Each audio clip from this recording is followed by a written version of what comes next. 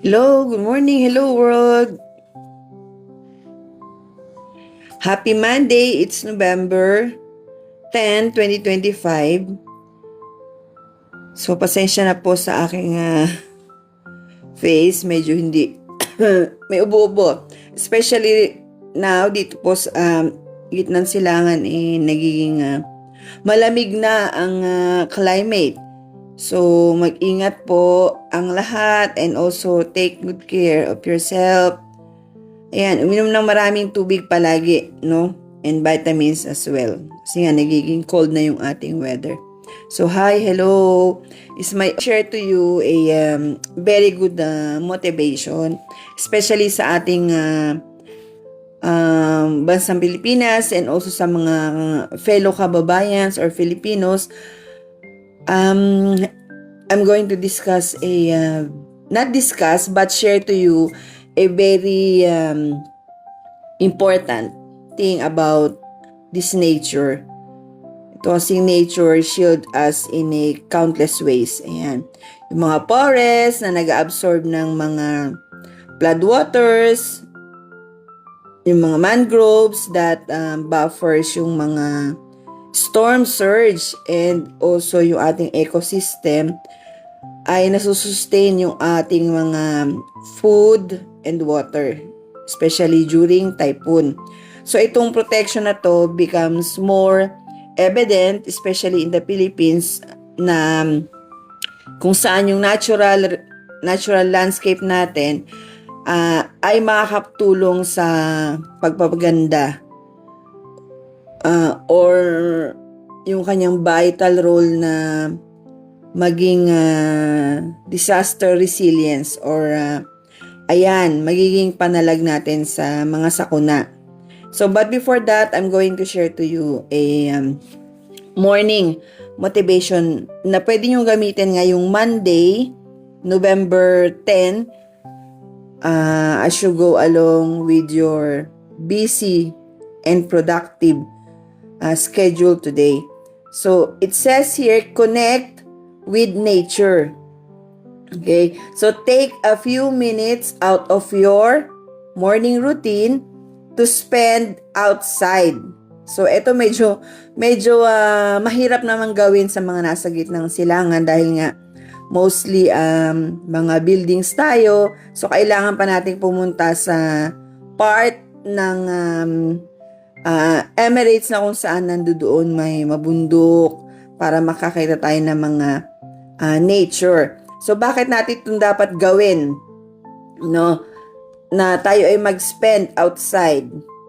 So, we can have a profound effect on our mental and physical well-being, grounding us in the present moment. So, maganda yun. For example, ngayon, especially here in the UAE, malamig na. So, you can open your window.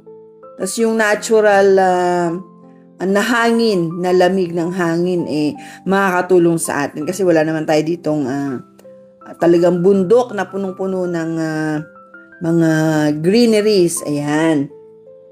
So, ang gawin lang natin, we just need to step outside for a few moments and observe the natural world around you. Notice the colors and the sounds and the sensation na kung saan yun nga yung hangin. Take a few deep breaths and allow this peacefulness of nature to ground you, offering a sense of calm and clarity to begin your day with balance and presence. So mga kababayan Filipinos po, no, practice natin yung connect with nature. So since nga, especially pag nasa lugar tayo na hindi talaga mabundok, hindi mag-greenery, so we can still maximize yung kung nasaan tayong lugar, kung ikaw ay nakatira sa community. So pwede ka magpunta sa park, especially nowadays napaka malamig na, no, dito sa gitnang silangan. Yun, makakatulong yun na magkaroon tayo ng positivity sa umaga. Ayan. And to my fellow Filipinos na nasa Pilipinas, syempre, at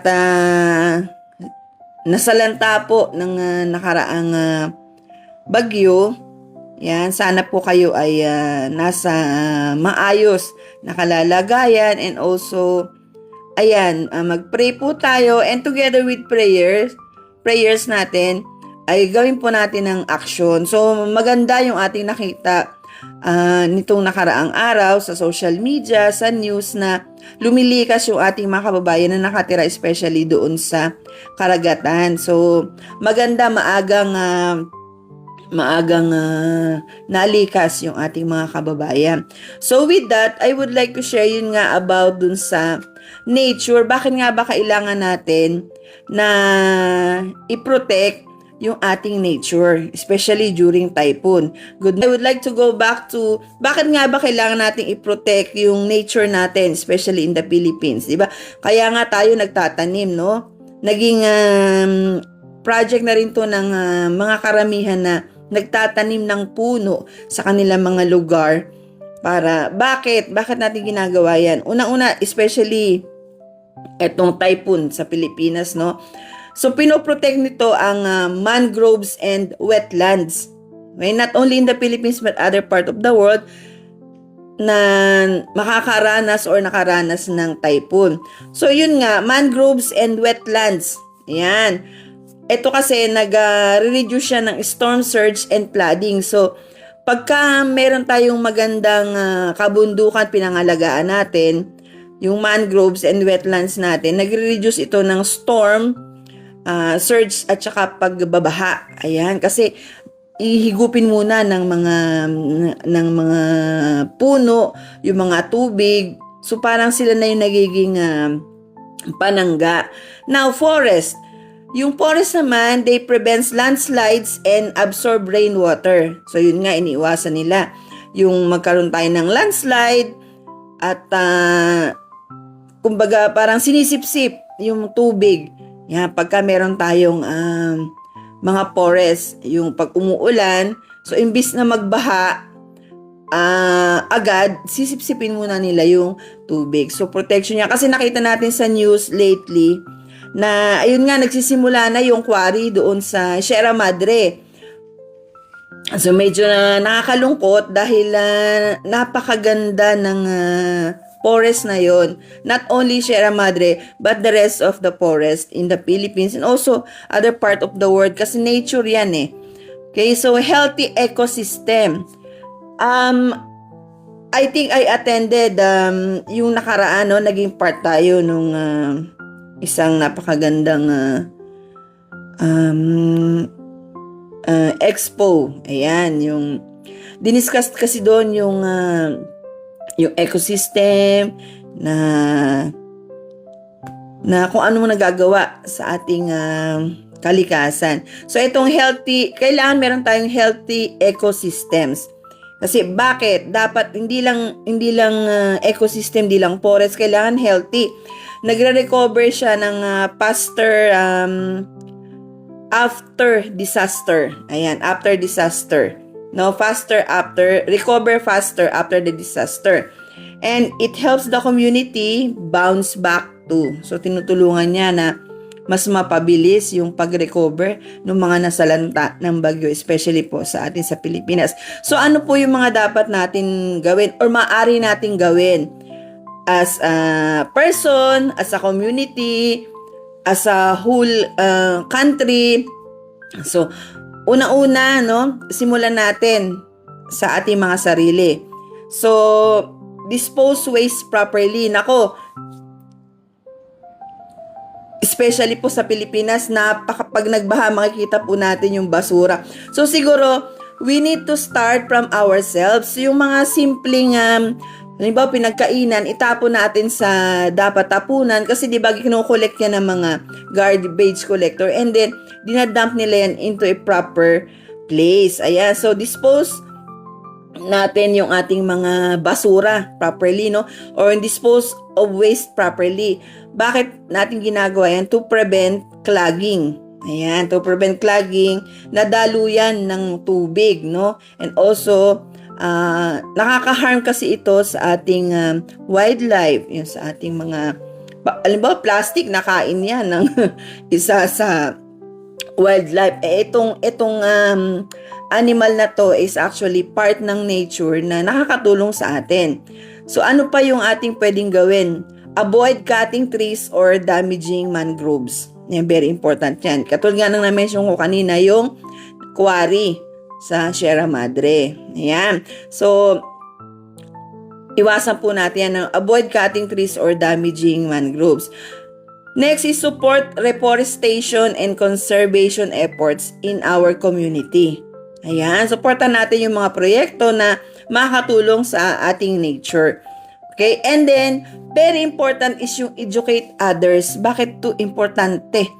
Educate others about the role of nature in disaster protection. So, hindi lang nagagandahan tayo with greenery, with mountains, pero educate din natin yung bawat isa na magkaroon tayo ng knowledge bakit natin kailangan na protektahan. So, ito kasi, this will help yung simpleng pamaraan. Mag-post tayo ng pangangalaga sa ating nature. Yan, hindi lang yung magpo-post tayo ng, okay, I've been here, ganda ng lugar.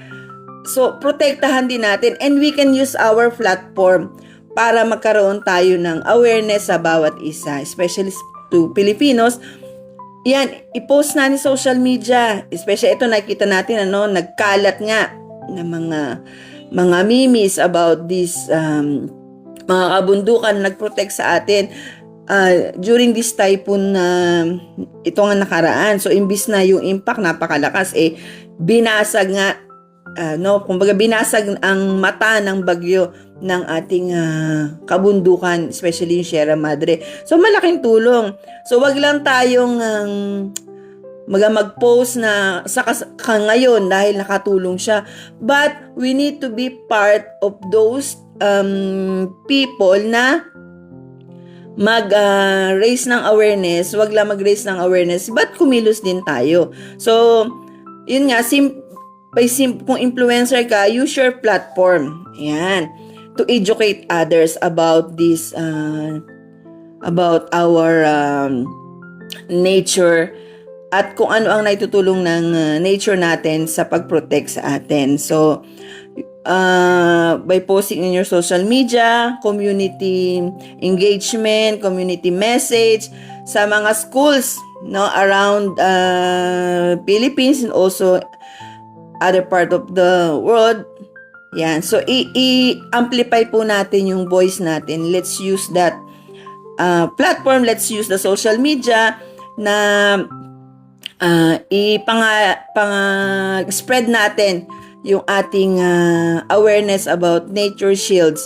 Siyempre, itong nagkakaroon siya ng countless ways na nakakatulong sa atin. Yun nga, 'di ba? Ito sobrang laking tulong nito. Simpleng-simpleng yung flood waters, yung mga mangroves na nagbuffer ng storm surge ay nakakatulong sa atin, especially during typhoon.